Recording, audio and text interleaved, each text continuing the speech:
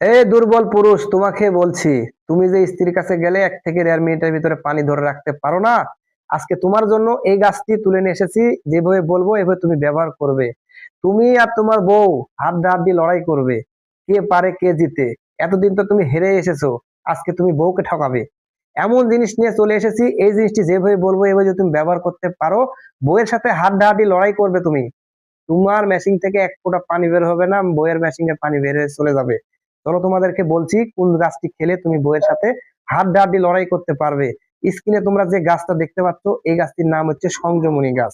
তো তোমরা এই সংযমনী গাছটি খুঁজে বের করে নিয়ে একটা মেরে এই গাছের শিকড়টা তোমরা তুলে নেবে। নিয়ে বাসায় এসে ভালোভাবে ধুয়ে পরিষ্কার করে নিয়ে থেতো করে রসটা বের করে নেবে।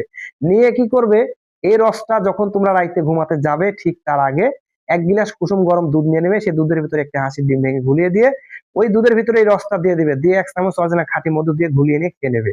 যদি পারো সেখানে 1 চামচ পরিমাণ ঘি দিবে, দিয়ে খেয়ে নেবে। এইভাবে যদি তোমরা টানা 7 থেকে 8 দিন খেতে পারো, তোমার স্ত্রীর সাথে তুমি হাড্ডাহাড্ডি লড়াই করে জিতে যাবে। আমি গ্যারান্টিতে বলছি, ব্যবহার করে দেখো।